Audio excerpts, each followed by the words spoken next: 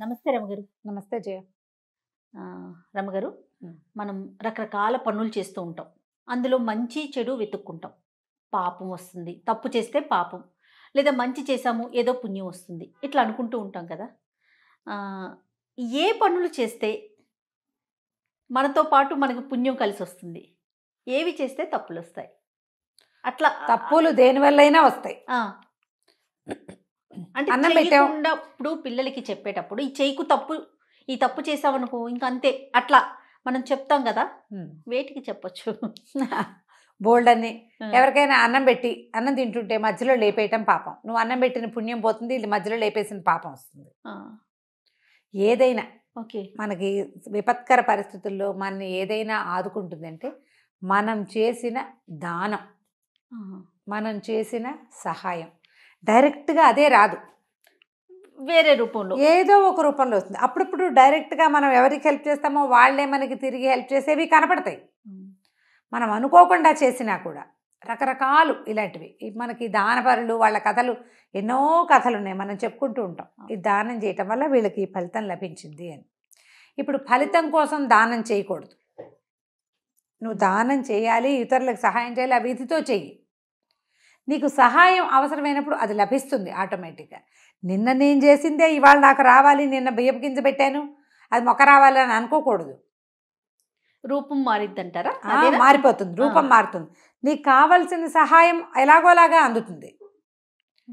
నువ్వు ఇచ్చిందే, నువ్వు చేసిందే, నువ్వు దేనికి పెట్టావో సొరగింజ పెట్టి సొరమకాయలే కాయటం లాగా అది జరగదు, అట్లా జరగదు. కానీ నువ్వు పెట్టిన విత్తనం అది ఏ గింజో నీకు తెలియదు, అది ఎలాంటి ఫలితాన్ని ఇస్తుందో అలాంటి ఫలితాన్ని ఇచ్చేస్తుంది అది ఆటోమేటిక్గా.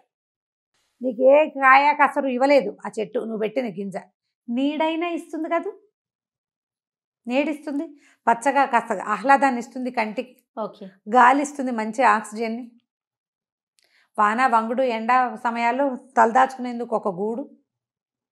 ప్రతిదీ కాయాన్ని పండే వచ్చేసి అవి నువ్వు కూర వండుకోవడానికో మధ్యాహ్నం కోసు తినడానికో సరకపోవచ్చు, కనీసం నీడనైనా ఇస్తుంది. నువ్వు గింజలు పెట్టాలి ప్రధానంగా, మొక్కంటూ పెట్టు అంతే. అయితే గింజ లేకపోతే మొక్క, నీకు రాదగిన ఫలితం వచ్చే తీరుతుంది. కనీసం ఆక్సిజన్ అయినా ఇస్తుంది కదా, కనీసం ఫ్రెష్ ఎయిర్ అంతే కదా, అదైనా ఇస్తుంది. ఈ ఆలోచనతోటే ఉండాలి ఎప్పుడు కూడా. ఇతరులకు సహాయం చేయాలి, ఎవరైనా అడిగింది మన దగ్గర ఉంటే లేదనకుండా ఇచ్చేసేయమని. చిన్న కథ ఒకటి చెప్తాం. 3 కానుల పుణ్యం, 3 కాసులు కాని, 3 కానీలు, 3 కానుల పుణ్యం. పూర్వం అంటే ఒక శెట్టి గారు ఒక ఆయన ఉండేవాడు. ఓకే, వ్యాపారస్తులు, ఆయన కొంచెం పిసినారు వాడు. ఎవరికైనా ఏమైనా ఇవ్వడాలు అవన్నీ జాంతా నచ్చవు. ఆయన పని ఆయన చేసుకునేవాడు, వ్యాపారం న్యాయంగానే చేసేవాడు. కానీ దాన ధర్మాలు, ఇతరులకు సహాయం చేయటం, ఎవరైనా ఈయన కొంచెం వేయమని ఉన్నాడు కదా అని, బాబు మా పిల్లపెళ్ళి సాయం చేయండి, మీ పిల్లపెళ్ళి మీరు చేసుకోండి, నేను చేయటం ఏమిటి, అలాంటి వాడనమాట. అసలు ఇతరులకు ఇవ్వటాలు అవన్నీ ఉండేవి కాదు. డబ్బు చాలా లెక్క ఆయనకి, వచ్చిన లాభం అంతా మూటలు కట్టి దాచుకోవాలి, అలాంటి ధోరణి ఉన్నవాడు. భార్య కొంచెం మంచిది, యశోద ఆవిడ పేరు, కొంచెం నిదానస్త్రాలు పర్వాలేదు. వాడు ఎవడో మన వాకిట్లోకి వచ్చాడు, ఓ అరటి పండు ఇస్తే ఏమైంది, 10 పళ్ళు ఉన్నాయి, కట్టు దింపోతామా ఈ 3 రోజుల్లో, ఫోన్లే 2 పళ్ళు ఇస్తామని చూసి చూడకుండా ఆయన వద్దన్నా సరే ఆవిడ తిరగబడి పొట్టాడేది, ఏదో ఇచ్చేది, పోసేసేది కాదు. కానీ చేయి విడిచి వస్తువు ఇవ్వటమే ఆవిడికి అలవాటుగా ఉంది. చాలా కాలం వాళ్ళకి పిల్లలు లేరు, ఎన్నాళ్ళో పిల్లలు కలగల. ఆవిడ ఏమనేదంటే, నువ్వు ఇవ్వవు, దానం కొద్దీ పిల్లలు మనం చెప్తాంగా, పుణ్యం కొద్దీ పురుషుడు దానం కొద్దీ పిల్లలు. నేను సరిగ్గా పుణ్యం చేసుకోవాలి, అందుకే పిసినారి మొగుడు వచ్చాడు నాకు, నువ్వు సరిగ్గా దానం చేయకపోతే నీకు పిల్లలు కలగకుండా పోతారు అనేది. ఆవిడ ఆ పూజ చేసి ఈ పూజ చేసి ఆ గుడికి వెళ్ళి ఈ గుడికి వెళ్ళి ఎప్పటికో ఆవిడకి మొత్తానికి ప్రెగ్నెన్సీ వచ్చింది. అయితే ఆవిడ ఇట్లా తన కడుపులో ఒక ఆయ కాస్తే 1 సంవత్సర కాలపు వ్యాపారపు లాభాన్ని తిరుపతి హుండీలో వేస్తానని స్వామికి మొక్కుకుంది, వెంకటేశ్వర స్వామికి. ఆవిడ ఆ ధ్యాస మీదే ఉండేది. సరే, కడుపుతో ఉన్నది, కన్నది, మగపిల్లాడు పుట్టాడు. పిల్లాడికి ఏడాది వచ్చేసరికి నీకు డబ్బులు తీసుకొచ్చి వేసి పిల్లాడి తల వెంట్రుకలు తెల్ల నీళ్ళాలు ఇస్తాను స్వామి అని వెంకన్నకి చెప్పింది. సూపర్. అక్కడిచ్చి పిల్లాడు కాస్త 3-4 నెలలు వస్తే చంటి పిల్లాడు ఆము అని పలకరిస్తాడా. సరదా వచ్చింది శెట్టి గారికి కూడా కొడుకంటే, లేక పుట్టింది పిల్లవాడు. ఈ ఆస్తి స్వాస్తి ఎవరో తినిపోతారని బెంగగా ఉండేది. సొంత కొడుకే, ఓ పిల్లాడు పుడితే తర్వాత ఇంకొకటో 2 కాన్పులు రావు, బాగానే ఉంది సరదాగా. అయితే మెల్లిగా ఈవిడ ఒకరోజు చెప్పేది, మనం వెంకన్నకి వెళ్ళాలి, చూసి రావాలి, తలకాయ నీళ్ళాలు ఇవ్వాలి, మేము నీకు మీ అమ్మ చెప్పింది, నీ తల నీళ్ళాలు కూడా తిరుపతిలోనే ఇచ్చారట అని మెల్లిగా ఆయన్ని లైన్లో పెట్టింది, గుడికి వెళ్ళాలి అని. చివరికి ఒకరోజు చెప్పింది, సంవత్సర ఫలితం వేస్తాను అని. అదంతా లెక్కపెట్టి గుండెలు బాదుకున్నాడని, అయ్యే బాబోయ్ 2000 రూపాయల ఖర్చు, ఏడాదికి 1000 రూపాయలు మనకి లాభం, ప్రయాణానికి 1000 అవుతుంది అని చెప్పి గోల పెట్టేశాడు. గోల పెడితే ఆవిడ ఏమైనా సరే, ఇంతలో ఏమైంది, ఆయన ఇట్లా గోల పెడుతుంటే ఆ పిల్లాడు కాస్త తబిక్కని పడ్డాడు, నెత్తురు వచ్చేసరికి ఆవిడ ఎవరెవరా, నువ్వు భగవంతుడి విషయంలో ఇట్లా వేషం వేస్తున్నావా, కాబట్టి చూడు ఇట్లా అయిపోయింది, పిల్లాడి పడ్డాడు, ఇంకేదైనా పెద్ద ప్రమాదం జరిగితే బాకీ తీర్చకపోతే ఆయన ఒప్పుకుంటాడు వెంకన్న, అసలు ఊరుకోడు, బాకీ లాగేదాకా ఒప్పుకోడు ఆయన. నువ్వు అక్కడ బాకీ ఇవ్వకపోతే పిల్లాడికి ఏదైనా జబ్బు చేసి వీడు అనారోగ్యానికి అయిపోతుంది, మొక్కుబడిగానే ఉండిపోయి ఖర్చు అయిపోతుంది అని అరిచర్చి కేకలేసి పోటాడింది. ఈ లోపల ఆయన మేనత్త మొగుడు వచ్చారు. వాళ్ళు అన్నారు, అయ్యో అట్లా చేయకూడదురా నాయన, మీ అమ్మ ఇట్లాగే ఏదో ఇదే కొట్టి మీ తమ్ముడు పోయాడు అప్పుడు అనేసరికి భయం పట్టుకుంది. కేకలే కలిగిన పిల్లాడు, వాడేమో మంచి జనముద్దైన పిల్లాడు. సరే ఒప్పుకున్నాడు లబలబలాడుతుంది. సరే మరి ఆ రోజుల్లో ఏమిటి ప్రయాణం అనేసరికల్లా వారం 10 రోజులు పడుతుందా, పిండి వంటలు అన్నీ చేసుకున్నారు, చెక్కలు చేగోడీలు ప్రయాణంలో తినడానికి, లడ్లు గిడ్లు అన్నీ చేసుకున్నారు. మరి వీళ్ళతో పాటు ఒక 10 రోజుల పాటు ప్రయాణం, బండి వాళ్ళు ఉంటారు కదా, అన్నీ చేసుకున్నారు. సరే ఆ పూట ఏదో కొంచెం అన్న సమారాధన చేస్తానంటే వచ్చాక చేద్దు కానీ ఇప్పుడు ఏం పెట్టద్దన్నాడు. సరే అన్ని సామాన్లు సర్దుకున్నారు, పక్క వాళ్ళకి వెనక వాళ్ళకి అందరికీ చెప్పింది వెళ్ళొస్తామని. వీళ్ళు బయటకు వస్తుంటే ఒక సాధువు ఒక ఆయన వీళ్ళ వాకిలి గుమ్మంలో కూర్చున్నాడు. ఏదైనా దానం చేయనైనా ప్రయాణం చేస్తున్నావు అనేసరికి ఈయన ఏమన్నాడు, ఈ దానం గుళ్ళో వేయడానికి తీసుకెళ్తున్నాను నాయన, 2000 రూపాయలు ఏమన్నా తక్కువ అనుకుంటున్నావా, అతేరి ఇప్పుడు నేనేం దానాలు గినాలు చేయను, అసలే ప్రయాణంలో ఉన్నాను అనేసరికి నిన్ను కాపాడుతుందిరా నాయన నువ్వు చేసే దానం అన్నాడు. ఏమిటి నీకు చేసేది కాని పుణ్యం కాపాడుతుందా, నన్ను కాపాడేది అదేనా, నా దగ్గర డబ్బులు కాపాడవా, నేను వెళ్తున్న దేవుడు కాపాడ్డా, పోపో మెట వేదాంతం చెప్తావు అని కసురుకున్నాడు. లోపల నుంచి సంచులు అన్నీ పట్టించుకుని పిల్లాన్ని సంకనేసుకుని వస్తుంది. యశోద గారు ఏం చేసింది, సంచిలోంచి ఆవిడ చేతి సంచులోంచి 2 లడ్డూలు తీసి ఆ సాధువు చేతిలో పెట్టి 3 కాన్లు ఆయన చేతిలో పెట్టి,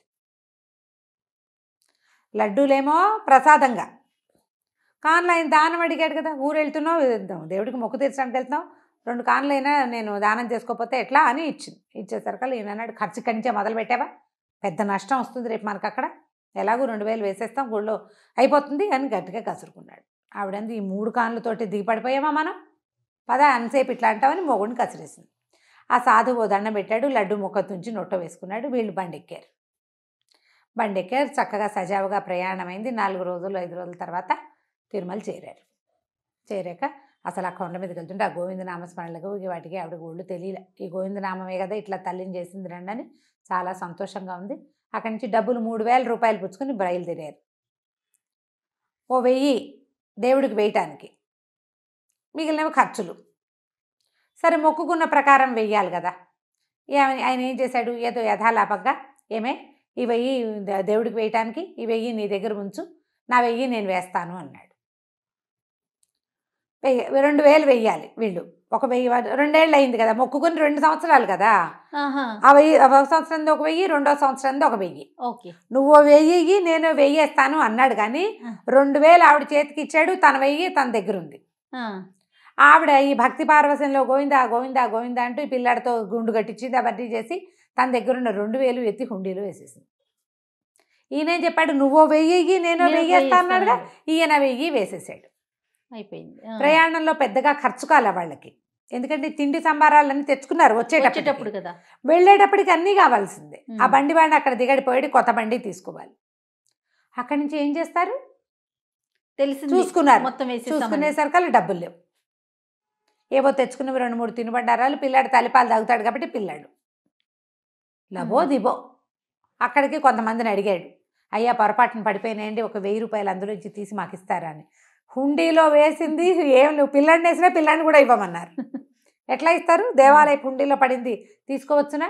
లబలబలాడిపోయాడు, ఏం చెయ్యాలో తెలియదు, రూపాయి లేదు, ఎట్లా వస్తారు అక్కడి నుంచి.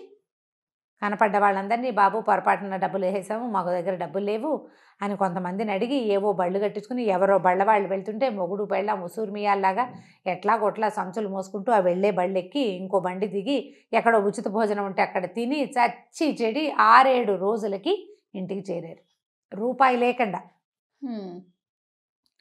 మిగిలినవి లడ్డూలు ఏవో ఉన్నవే 1-2 మధ్యలో నోట్లో వేసుకున్నారు, అంతకంటే ఏం లేవు. బాటసారులాగా ప్రయాణం చేసుకుంటూ వచ్చేసరికల్లా వాకిట్లోనే ఆ సాధువు కనపడ్డాడు. వాళ్ళ వాకిట్లోనే ఈయనకి చూస్తే ఒళ్ళు మండిపోయింది. వెళ్ళేటప్పుడు నీ దిక్కుమాల శకునం వాళ్ళే మేము తగలబడ్డాము, చేతిలో రూపాయలు లేకుండా ఏదో ఒరిగిపోతుంది అన్నావు, నీకు దానం చేస్తే మాకు ఒరిగింది ఏమీ లేదు, చేతిలో రూపాయి లేక చచ్చి చెడి వచ్చావు అంటే సాధువు నవ్వుతున్నాడు. అదే కదా నువ్వు కోరుకున్నావు, నీకు ఇస్తే నేను అక్కడికి ఎట్లా అన్నావు అన్నాడు. నవ్వుతూ లేచి వెళ్ళిపోయాడు. లేచి వెళ్ళిపోయేసరికి చుట్టుపక్కల వాళ్ళంతా ఏమమ్మా వచ్చారా ఏమిటి, మొహాలు అట్ట పీక్కుపోయినాయి, బండి లేదా, బండి లేకుండా ఎట్టా వచ్చావు ఏమిటి, దర్శనం బాగా అయిందా అని అందరు ఊళ్ళల్లో ఏముంది అందరూ చేరారు. చేరేసరికల్ ఈయన ధుమధుమలాడుతూ ఏముంది శకునం దిక్కుమాల శకునం వెళ్ళేటప్పుడు ఎదురయ్యాడు, వచ్చేసరికల్ పీడాకారం మా వాకిట్లోనే తయారైందంటే వాళ్ళందరూ నీకేమైనా పిచ్చకిందా, ఆయన ఉన్నాడు కాబట్టి ఇవాళ నువ్వు బతుకున్నావు, లేకపోతే చచ్చేపోయేవాడివిరా నాయన, నువ్వు ఊరెళ్ళిన 3 రోజులకి మీ ఇంట్లో దొంగలు పడ్డారు, సాధువు నువ్వు వెళ్ళిన దగ్గర నుంచి మీ వాకిలి వదలని మీ అరుగు మీదే కూర్చున్నాడు, మీ ఆవిడిచ్చిన 3 కార్లతోటి 10 రోజులు తిన్నాడు ఆయన, కూర్చుని దొంగలను చూసుకుని ఆయన కేకలు పెట్టి చుట్టుపక్కల వాళ్ళని బెజ్జేసి వీళ్ళకి పట్టించాడు రక్షక భట్లకి. వాళ్ళు పట్టుకున్న తర్వాత కూడా నువ్వు వచ్చేదాకా నీ వాకిలికి కాపలా కాశాడు, మీ ఆవిడిచ్చిన 3 కానీల పుణ్యం అది నిన్ను ఇక్కడ కాపాడింది, అక్కడ డబ్బుల పైన వెంకన్నకేసావు, అక్కడ నీది దొంగతనం కాదు జరిగింది, భగవంతుడిని చేరిన డబ్బు. ఆవిడకి ఏం డౌట్ వచ్చింది యశోదకి, నువ్వు దొంగలెక్కేసావు, ఏడాదికి 1000 కాదేమో ఇంకా ఎక్కువే అయ్యి ఉంటుంది, అందుకే లాగేసుకున్నాడు వెంకన్న డబ్బులు. జాగ్రత్తగా వేశాడు, ఇప్పుడు ఇంత లాభం అని చెప్పాడు భార్యకి, జాగ్రత్తగా ప్లాన్ చేసుకుని చెప్పుంటావు అంటుంది. అక్కడ గనక ఇక్కడ గనక దొంగలు కనుక పడి ఉంటే ఏమయ్యేది, వీళ్ళు ఇల్లు వాకిలి మొత్తానికి పోయేది, ఆ రోడ్డు మీద పోయినట్టు కాకుండా ఇక్కడది కూడా పోయేది. నువ్వు 3 కానీలు దానం చేయటం వల్ల ఇవాళ ఇది బతుకుంది, ఈ ఆస్తి స్వాస్తి అంతా ఇల్లు వాకిలి. దొంగలు పడి దోచేస్తే ఏం మిగులుస్తారు, వస్తువులు కూడా పట్టుపోతారు కదా దొంగ. అవును, దాంతో లపలపలాడిపోయాడు, బుద్ధి తెచ్చుకున్నాడు. ఎక్కడున్నాడు ఆ సాధు, ఊరంతా తిరిగి వెళ్ళి ఆయన ఇంటికి తెచ్చుకున్నాడు. నా వాకిట్లో ఉండు, మా వాకిట్లోనే తిను, నువ్వేదో జపం చేసుకోని బతిలాడుకుని ఆ సాధువుని తమ వాకిట్లోనే ఉంచుకున్నాడు. పిల్లాడికి మాత్రం తనలాగా కాకుండా చిన్నప్పటి నుంచి దానం ధర్మం చేయటాన్ని అలవర్చాడు. ఆ సాధువు వల్ల 4 మంచి ముక్కలు నేర్చుకునేవాడు పిల్లాడు. తర్వాత కాలంలో శెట్టిగారి అబ్బాయి కూడా చాలా బుద్ధిమంతుడు, దానపరుడు అయ్యాడు. మనం చేసిన దానము దాని ఫలితాన్ని ఇవ్వక మానదు.